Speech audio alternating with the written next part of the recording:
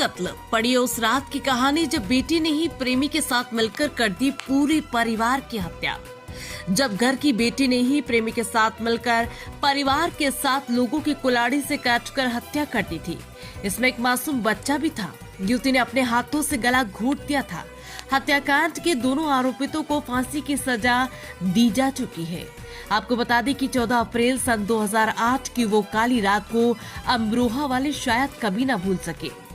14 साल बाद भी उस रात के मंजर को जो भी याद करता है उसकी रूह कांप जाती है। जब घर की बेटी ने ही प्रेमी के साथ मिलकर परिवार के साथ लोगों की हत्या कर दी थी। इसमें एक मासूम बच्चा भी था जिसका युवती ने अपने हाथों से गला घोंट दिया था। हत्याकांड के दोनों आरोपितों को फांसी की सजा दी जा चुकी है। आइए हम आपको बताते हैं यूपी के अमरोहा जिले के एक छोटे से गांव बावनखेड़ी के उस नरसंहार की कहानी कि कैसे प्यार और लालच में अंधे दो लोगों ने उस रात जो खूनी तांडव किया था, जिसकी गूंज अगले दिन पूरे देश में सुनाई दी थी। मुरादाबाद मंडल के अमरोहा जिले के बावनखेड़ी गांव के रहने वाले शौकत एक कॉलेज में प्रवक्ता थे। उनका एक बेटा एमबीए और दूसरा इंजीनियर था। घर की बड़ी बेटी शबनम इंग्लिश और भूगोल में डबल एमए थी। साथ ही वो एक स्कूल में शिक्षा मित्र के तौर पर पढ़ाती भी थी। पूरा घर बहुत पढ़ा लिखा था, इसलिए गांव में परिवार की काफी इज्जत थी। उस कत्ल की रात की पटकथा काफी समय से लिखी जा रही थी और उसे अंजाम दिया गया था 14 अप्रैल 2008 की रात को। प्रेम प्रसंग बना हत्याकांड की वजह। दरअसल शबनम का गांव के ही एक युवक सलीम से प्रेम प्रसंग चल रहा था। घर वाले इस रिश्ते के खिलाफ थे। वो दोनों प्यार में इतने अंधे हो गए कि पूरे परिवार को हटाने की ही साजिश रच डाली। उस हत्याकांड की मुख्य सूत्रधार शबनम ही थी। शबनम ने उस रात के खाने में खीर भी बनाई थी जिसमें उसने बेहोशी की दवा मिलाई थी। शबनम को छोड़कर घर के सभी सदस्य खीर खाकर बेहोश हो गए। तब उसने अपने प्रेमी सलीम को फोन करके बुला लिया। दोनों ने मिलकर कुल्हाड़ी से परिवार के 6 लोगों की काटकर हत्या कर दी। बाद में सलीम कुल्हाड़ी तालाब में फेंकने के लिए निकल गया। तब शबनम ने अपने 11 महीने के भतीजे का गला घोंट दिया था। परिवार की हत्या के बाद शबनम गला फाड़कर रोने का नाटक करने लगी। पड़ोसियों ने आवाज सुनी तो पुलिस को सूचना दी। जब पुलिस घर पहुंची तो मंजर देखकर सभी की रूह कांप गई। मकान में 4 अलग अलग कमरों में शौकत, उनकी पत्नी, उनके 2 बेटे, एक बहू और 2 बच्चों की लाशें पड़ी थी। 6 लोगों की गला काटकर हत्या की गई थी, जबकि 11 महीने के बच्चे का गला नहीं काटा था। शौकत के परिवार में इकलौती जिंदा बची शबनम दिन दहाड़े मार मार कर रो रही थी। इस सामूहिक हत्याकांड के खिलाफ लोगों में इतना गुस्सा था कि अगले ही दिन तत्कालीन मुख्यमंत्री मायावती को शौकत के घर आना पड़ा था। पोस्टमार्टम रिपोर्ट में सभी को नशीली दवा देने की बात भी सामने आई थी।